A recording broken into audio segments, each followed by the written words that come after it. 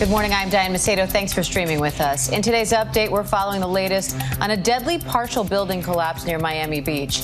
At least one person was killed, and officials say the death toll is expected to rise as search and rescue operations continue. First responders rescued 35 people from the part of the 12-story condo that remained standing and pulled 2 survivors from the rubble, but the number of people missing is still unknown. Officials have set up a family reunification center nearby and are asking for those looking for loved ones to call 305-614-1819 for information. We're also learning the White House is monitoring the situation and is in touch with local officials to provide any needed assistance along with FEMA. ABC's Victor Okendo has the latest on the search for survivors. This is going to be an entire building. 1, 2, 3, 4, 5, 6, 7, 8, 9, 10, 11, 12, 12 to 13 stories. Overnight, survivors pulled from the rubble after a deadly building collapse in Surfside, Florida. I have never seen so many ambulances and police in my life all at once. The entire building is completely gone in the back towards the beach side. Miami-Dade Fire Rescue saying more than 80 rescue units responding, working to rescue people trapped in the 12-story building. At least one person is dead. The building shook, and then I looked out the window and you couldn't see. I thought it was like a storm or something coming in, and then what happened was when the dust cleared, the back half of the building, or back 2/3 of the building was gone. And this morning, officials saying that the rescue efforts are ongoing. Currently, search and rescue operations are continuing based on the intel that we have. The mayor of Surfside on scene this morning saying 15 family units were evacuated, 10 people were treated on the scene. He fears the death toll could rise. I think the building was substantially full. No reason for it not to be. And the real heartbreak for me is that, we had the dogs out there this morning looking for people, trying to find people in the rubble. But we just didn't get any hits. Victor has been on the scene there in Surfside, Florida all morning. He's live with us on the phone now. Victor, what's the latest there? Yeah, Diane, we actually had to switch locations from where we initially were for a few reasons. And there's actually a pretty bad storm rolling through Surfside right now as well. You can only imagine how that's going to complicate the really intense search and rescue operations happening here. So half of this building collapsed in the middle of the night just before 2 a.m. Approximately 55 units just gone. The way the mayor of Surfside described it was that they just pancaked. We know at least one person is dead. At least 10 were treated on the scene. They were able to pull some 35 people from the structure, 2 from the rubble. We're waiting on word, though, to find out just how many might still be trapped in that rubble, Diane. And Victor, what do we know about the building itself? I know they're still trying to figure out how many people are trapped. Do they know how many people were inside to begin with? Not yet. We haven't gotten that number, but the mayor of Surfside did say that there's really no reason to believe that the building wouldn't be full at that time. So he is incredibly concerned. He just thinks that the death toll is going to rise. We also just heard from Governor Ron DeSantis not too long ago. He said that it's a really, really tragic situation, that he's hoping for the best in terms of additional recoveries, but we are bracing for some bad news just given the destruction that we're seeing. Diane? We know the building manager said they believe the building was reasonably full, and the mayor of Miami-Dade County said there are 130 units roughly in the building and that half of them collapsed. So we're going to be watching that closely.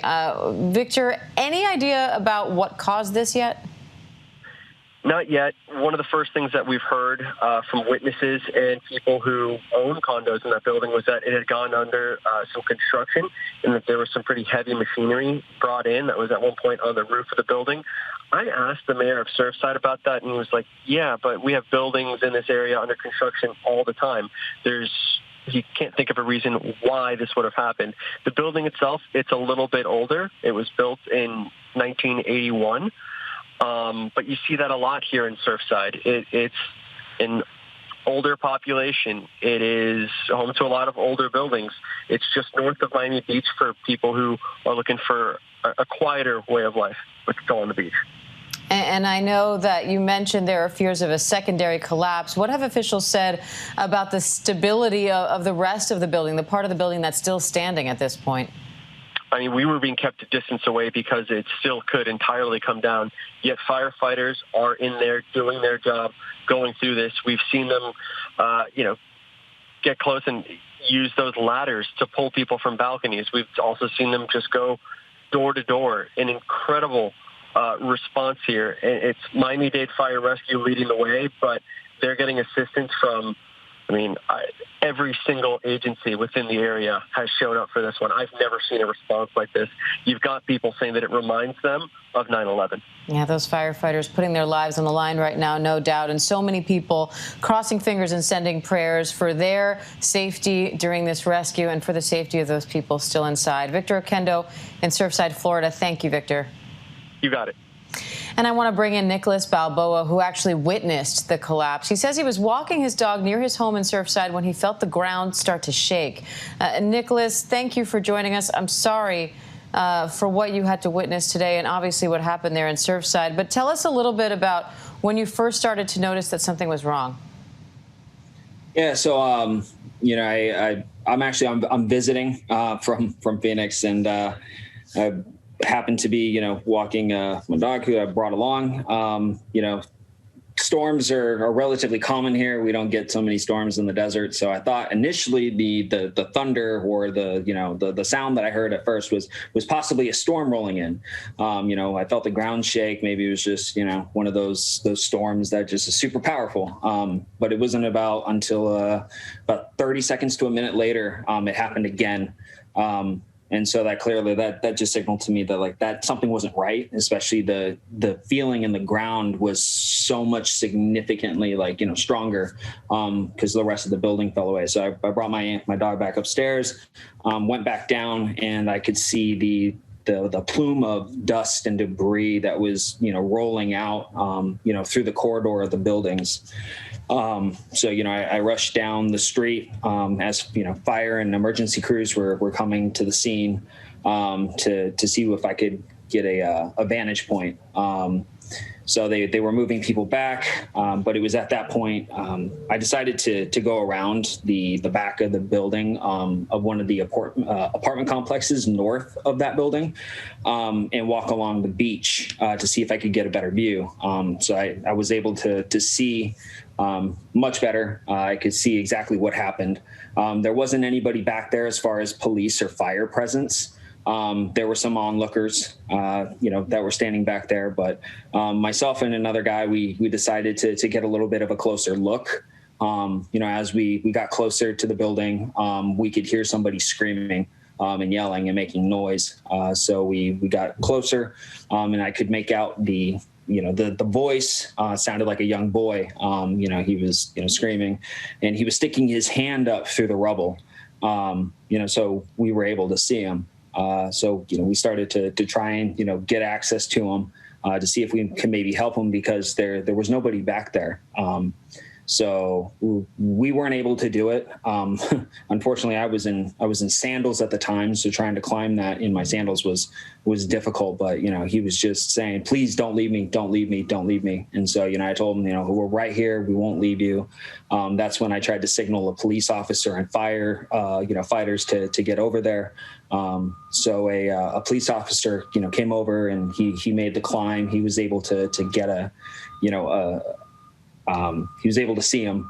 He said that, the boy said he was 10 years old and that he was buried under there and he was with his mother, who apparently, was 53. So, I wasn't able to hear her. I wasn't able to see her, unlike I, was able to see him. But, I hope that, and pray that she's okay. And that, she isn't one of the fatalities in the situation. So my prayers and my heart goes out to him. And Nicholas, we've seen a video surface now of a young boy being rescued from the rubble. Is that the same boy that you found last night? It is. Yes, it is. How did you feel when you finally saw him pulled from the rubble and you saw that he, at least apparently, is going to be okay? I mean, completely just guardian angel. I mean, given the circumstances and the destruction and where he was, he came out unscathed. So he was very, very lucky. And I hope that luck, passes on to his mother, because I couldn't imagine, what he's going to go through in this experience. Yeah, our hearts are going out to so many people in that building, and so many people outside. We did speak to another man who had 3 family friends inside the building and hasn't heard anything from them. He doesn't know if they're okay. He doesn't know if they're gone. So it's a big waiting game for a lot of people. And I wonder, Nicholas, as you talk to people in the community, you said there were several people out there kind of watching this happen. How's everybody reacting? I mean, kind of the way that you would think, anybody would react. They're horrified, shocked, angry that this happened, that, something like this shouldn't happen. These buildings are meant to stand up to hurricanes and storms and such. They're made out of concrete. They shouldn't just fall apart. And especially, it wasn't just little. I mean, the entire backside of the building, fell. So clearly, something was wrong. It's horrifying, I know people want to do more. People are asking, what can I do? What can I do? And, I commend them. I wish that, the police and fire crews would let us help more. But I understand, that it becomes a liability and a risk, and that's their job. But, we have to trust them to do their job and to get to these people. Yeah, they're concerned right now about a secondary collapse, saying the part of the building that's still standing is unstable. So understandably, they're keeping you and other onlookers out for your own safety. But I'm sure that little boy and so many others are so grateful for the fact that you were there at that moment to be able to call attention to the fact that he was okay and get rescuers there to pull him out safely. Nicholas Balboa, we appreciate your time today. Thank you so much for telling us your story. Thank you for your time. And now to America's top general, firing back at Republican lawmakers criticizing the military's diversity efforts. General Milley is responding to GOP congressmen who slammed the Pentagon's top brass over the race curriculum at West Point. Chief Washington correspondent John Karl has the latest. On Capitol Hill, America's highest-ranking general weighed in on an emerging culture war. He was responding to Republican congressmen who slammed the Pentagon's top brass over the curriculum at West Point, accusing the Academy of embracing divisive theories on race, pointing to one class in particular. The seminar that over 100 cadets attended, titled Understanding Whiteness and White Rage, taught by a woman who described the Republican Party platform as a platform of white supremacy. This is going on at West Point as we speak to our future military leaders. Milley's response invokes the January 6th riot at the U.S. Capitol. I do think it's important, actually, for those of us in uniform to be open-minded and be widely read. And the United States Military Academy is a university, and it is important that we train and we understand, and I want to understand white rage, and I'm white, and I want to understand it. So what is it that caused thousands of people to assault this building and try to overturn the Constitution of the United States of America? What caused that? I want to find that out. The general went on to say there's nothing wrong with studying controversial ideas. In fact, it's important. I've read Mao Zedong. I've read Karl Marx. I've read Lenin. That doesn't make me a communist. So what is wrong with understanding, having some situational understanding about the country for which we are here to defend? And I personally find it offensive that we are accusing the United States military, our general officers, our commissioned, non-commissioned officers, of being, quote, woke or something else because we're studying some theories that are out there. General Milley said it would be an especially bad idea to censor the study of America's troubled history on race. He said understanding that, quote, matters to the discipline and cohesion of this military. Diane? All right, John Karl, thank you. And support is pouring in for Britney Spears after the pop star testified that her court-ordered conservatorship is abusive and needs to end. When we come back, what she's saying about how much her life has been restricted for the last 13 years and what's next for her case. Stay with us. Welcome back. Support is pouring in for Britney Spears after the pop star addressed the court calling for an end to her conservatorship. Britney unleashed, calling the conservatorship abusive and telling the judge, I want my life back. Kaylee Hartung is in L.A. with more. This morning, an enormous outpouring of celebrity support for Britney Spears after standing up for herself in court, fighting for an end to her conservatorship. Spears telling the judge by phone, I'm not here to be anyone's slave. Her newfound strength applauded by other 90s female pop icons, Brandy and Mariah Carey sending their love on social media. And so did Britney's friend and Slumber Party collaborator Tinashe. Loving me so hard is causing trouble. Halsey tweeting, "I admire her courage, speaking up for herself." Hey, hey, ho, ho, the conservatorship has got to go. Spears saying that for 13 years, her father has been given way too much control over her finances and her life, down to the most personal details. The 39-year-old saying she wants to get married and have another baby, but claims she isn't allowed to remove her birth control implant. Khloe Kardashian tweeting, "No one should be treated like this. Stay strong, queen. You deserve better." Rapper Missy Elliott praying for Britney on Instagram to get control over her life again. Even her ex, Justin Timberlake, calling on the court and her family to let her live however she wants to live. Timberlake writing, "After what we saw today, we should all be supporting Britney at this time," adding, "No one should ever be held against their will or ever have to ask permission to access everything they've worked so hard for." Earlier this year, Timberlake publicly apologized to Spears after fallout from the documentary framing Britney Spears suggested he painted her in a bad light after they split, including in his post-breakup music video for his hit Cry Me a River.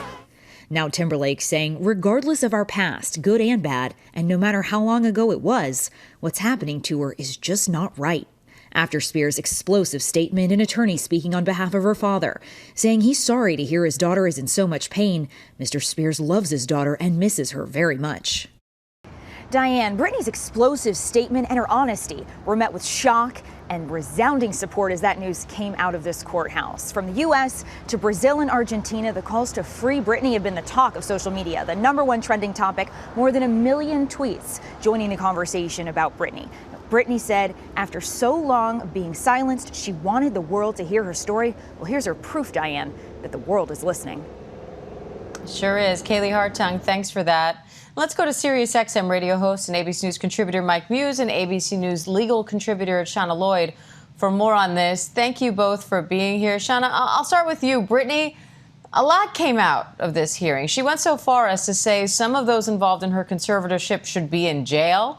She described being forced to tour, being forced to work 7 days a week, 10 hours a day, and being forced to have an IUD even though she wants another child. So what are the most important points that she brought up from a legal standpoint?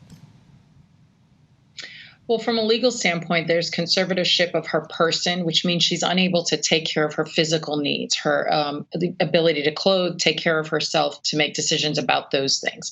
Clearly, Britney is taking steps to say that she is capable and that she wants the ability to make decisions about her person. She wants those back. There's also conservatorship of the estate, which essentially means that you're unable to take care of your financial aspects, which she is also saying that she wants the rights to do that back as well, and that she wants it back without having to submit to another mental evaluation.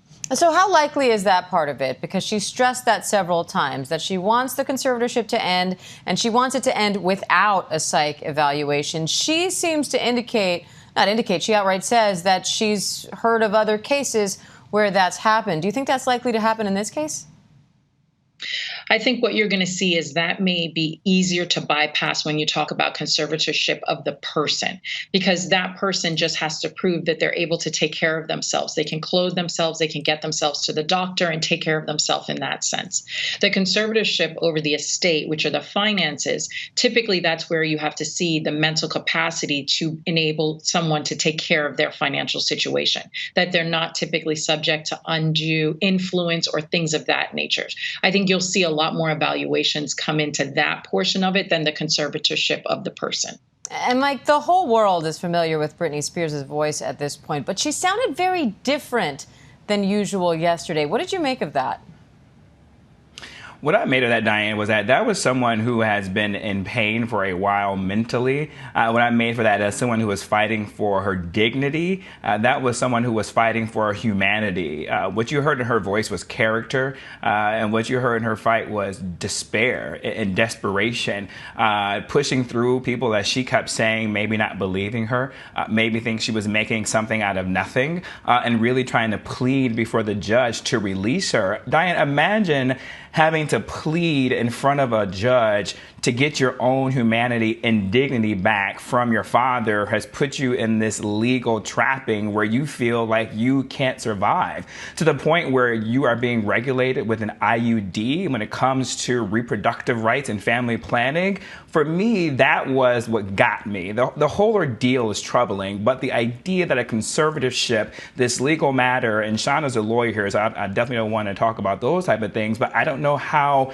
a legal document can control this individual from her reproductive rights and family planning. That is the right of every woman, of every man to do. And for that, I felt troubled by that. And then what was so eerie, Diane, was how she compared her experience to sex trafficking. That was shocking. I think that all gave the nation pause in terms of how she felt, that it was that extreme to sex trafficking. And finally, Diane, the idea when she said she's been working since the age of 17, whether or not you think this conservatorship is warranted or not, whether or not you were a fan of Britney Spears, whether or not you watch her YouTube VMA performance, you all can recognize that if I've been working since I've been a teenager and now I'm an adult and I still have people that I have to pay that I didn't choose on payroll where I'm getting a stipend, that would make anyone unstable. And so what she garnered yesterday was empathy from the American public. And Shauna, to Mike's point, her testimony was very compelling for those of us on the outside of the law. But how tough is it for a judge now to decide how compelling it is from a legal standpoint and how reliable Britney's testimony is, given the reasons she was put under this conservatorship to begin with? I think you're going to see that the judge is going to look into the allegations that she gave during her speech and her testimony.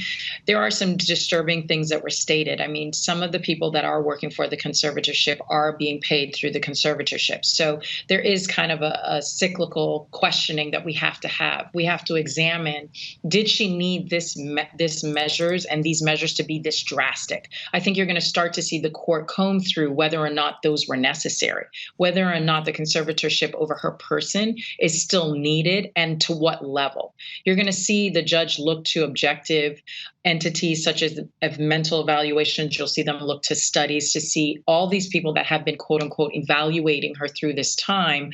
They're going to be looking to that. However, it's going to garner some question, I'm sure, in the judge's mind now that Britney has given these amazing allegations against these individuals as to how much they can be relied on, or whether she needs to bring in an independent entity to look at these different things. I think we're going to start to see a lot of that starting to process through the court system with this now. And Shauna, we also heard from Jamie Spears through his attorney saying that Jamie's sorry to see his daughter in so much pain. He loves his daughter and misses her very much. So how are things looking for Jamie at this point? Could he face any legal repercussions here? Well, the entity that they bought in to manage the financial management company that has been working as a co-conservator on this, they would have already gone through the financial records. They would have made sure that there was nothing untoward about what he's been doing as far as the finances. Now, they have an order of operation when there's typically a conservatorship. They do look towards a parent, if not a spouse. So that's not unusual. Now, in this case, the conservatee, who's Britney, is asking that it not be him as a conservator. So that is going to go into consideration for the court as to whether they need to independently find another third party to handle this particular conservatorship. And Mike, we're seeing a lot of support for Spears now. Justin Timberlake was just one of many celebrities tweeting that they support Britney and want to see her get out of this. So how do you expect that she'll come out of this whole thing, regardless of the court's decision here? I think she's going to come out of this knowing just how much loved she is. I think when you heard her talk yesterday, it's as if she has been isolated from the world, as if she's not, just like she's been seen or could be believed. I think when all this is said and done and all the legal documents clear, I think she's going to recognize that not only does her fans love her, but she's garnered a new wave of support outside of her traditional fan base that is rooting for her and wants to see her get back to herself, whatever that is, and whatever shape she has evolved into in a very healthy and a good mental and emotional space. space to where she can continue being a great mother to her children. And if she chooses to be a new mother to a new child, I think people are going to be rooting for her to come back. And I think seeing that overwhelming support was really tremendous to see and to watch. And I think, Diane, just to take this a little bit further, that I think we're going to start seeing conservatorship being judged differently. I think it's time for our nation to probably take a consideration. What is this conservatorship? Britney has the star power and the megawatts to bring this to light. But I'm thinking about, during her testimony, how many of those individuals don't have that voice, don't have that star power, don't have that money, don't have that finances to be able to fight for their dignity, to be able to fight for their humanity. What about those, right? And should we be looking at conservatorships as a whole to make sure there are some safeguards in place to where someone else who doesn't have the power that Britney Spears has is being taken care of and is well managed and well sought after? That was actually something I was thinking about at the conclusion of her testimony yesterday. I think we need to examine that a little bit more. All right, Mike Muse, Chana Lloyd, great to have you both. Thank you. And that does it for this ABC News Live update. I'm Diane Macedo. Thanks for joining us. And remember, ABC News Live is here for you all day with the latest news, context, and analysis. I'll see you back here at 3 p.m. Eastern with Terry Moran for The Breakdown. Stay safe, everybody.